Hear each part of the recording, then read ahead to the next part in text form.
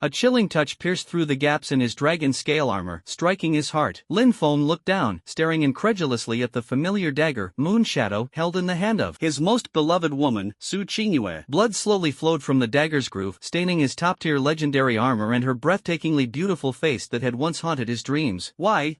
Lin Feng's voice was hoarse, filled with disbelief and excruciating pain. His life force was rapidly draining away, and his vision was beginning to blur. At this moment, they were on the 9th floor of the final dungeon of Eternal God Realm, the Pantheon, attacking the final boss, the Chaos Demon God, with only 1% health remaining. As the server's top Shadow Ranger, Lin Feng was the team's irreplaceable damage core, thanks to his superb movement and precise damage calculation. He could even see the glory of the server's first kill, and the mythical weapon, the Godslayer's Bow, that was guaranteed to drop, beckoning to him. However, all his dreams were shattered at this moment by the very person he trusted and loved most. Su Qingyue's once tender eyes were now filled only with cold indifference and a trace of greed. She gently drew her dagger, drawing out a cluster of warm blood. Lin Feng, don't blame me. Her voice was still melodious, but it was like a poisoned steel needle. A good bird chooses a good tree to perch on. The guild leader of the apocalypse. Guild promised me the position of vice guild leader, and this, Godslayer's Bow. Although you are strong, you are ultimately just a lone wolf and cannot give me what I want. Beside them, a man in a magnificent robe walked over. It was Zhao Tianming, the guild leader of Apocalypse. He glanced at Lin Feng with disdain, then put his arm around Su Qingyue's slender waist and sneered, Qingyue, well done. So what if he's a top archer? Once he's dead, he's nothing. His equipment, his skills, everything he has, will soon be forgotten. Lin Feng's eyes were fixed on Su Qingyue, burning with endless anger, resentment, and a deep-seated hatred. He wanted to scream, to resist, but the excruciating pain in his pierced heart and the draining of his life force left him without even the strength to lift a finger. He saw the complex emotions flash across Su Qingyue's eyes, perhaps even a trace of guilt, but that moment was quickly replaced by greed and resolve. She nestled in Zhao Tianming's arms, refusing to look at him again. You betrayed me. Lin Feng used his last bit of strength to squeeze out these words before his consciousness sank completely into the boundless darkness. Hatred, an overwhelming hatred. If only I could do it all over again. I will repay you 100-fold. I will make you pay for your crimes and blood. Huff. Lin Feng suddenly sat up in bed, panting heavily, his forehead covered in cold sweat. His heart pounded violently, as if it would burst out of his chest. The excruciating pain of being stabbed by the dagger was still real, and Su Qingyue's cold eyes and Zhao Tianming's smug smile were clearly etched in his mind. He subconsciously touched his chest. It was intact, no wound, no blood, only a cheap t-shirt soaked with sweat. What happened? Wasn't I dead? Lin Feng looked around. The cramped rented room had yellowed walls, and several boxes of instant noodles were piled in the corner. Outside the window was the familiar city street scene. The old computer screen on the table, which had been with him for many years, was still lit up, displaying a game forum page. Everything was both familiar and strange. He lunged at the computer, his trembling hand moving to the mouse, and clicked the time display in the lower right corner. April 21st, 2045? Lin Feng's pupils suddenly contracted, and his heart pounded wildly again, this time with excitement and disbelief. He remembered clearly that the groundbreaking virtual reality game, Eternal Realm, had launched its global open beta on May 1st, 2045, and the day he died was 3 years after the game's release. I've been reborn? Back to 10 days before the game launched? This realization exploded in my mind like a thunderclap. Memories of my past life flooded back like a tidal wave. The excruciating pain of being betrayed by Su Qingyue, an overwhelming hatred for Zhao Tianming and the Tianqi Guild, countless opportunities and regrets during my 3-year gaming career, hidden quests, powerful bosses, rare equipment, undiscovered techniques. All the information intertwined and collided in his mind, eventually coalescing into a powerful force, the desire for revenge and the will to control the future. Lin Feng couldn't help but chuckle softly. As he laughed, his eyes gradually welled up with tears. These tears weren't tears of joy, but rather a complex mix of pain, anger, relief, and boundless killing intent. Su Qingyue, Zhao Tianming, you two despicable people. In my past life, you took everything from me and made me die such a humiliating death. Heaven has eyes. It has actually allowed Lin Feng to be reborn. His gaze turned cold and sharp, filled with determination and murderous intent. In this life, I will not only reclaim everything that belongs to me, but I will also make you pay 1,000-fold, 10,000-fold price. I will make you understand what true despair is. He clenched his fists, his nails digging deep into his palms, the stinging pain bringing him ever more alert. In his previous life, he had naively believed that meeting Su Qingyue was a gift of fate, only to find it a cruel mockery, a trap that plunged him into utter ruin. Now, reborn, wasn't this fate's gift to rewrite his story? Whether it's fate or not. Lin Feng took a deep breath, his eyes resolute as iron. This time, I will personally strangle it. My fate is in my own hands. not in the heavens. Just as his emotions were surging and his contemplation of fate reached its peak, something deep within his mind seemed to shatter, and a faint yet exceptionally clear golden light flashed by. Immediately afterward, a cold, mechanical voice abruptly rang in his consciousness. Detection indicates that the host's soul has perfectly fused with the Stone of Destiny fragment, causing a shift in the rules of Destiny.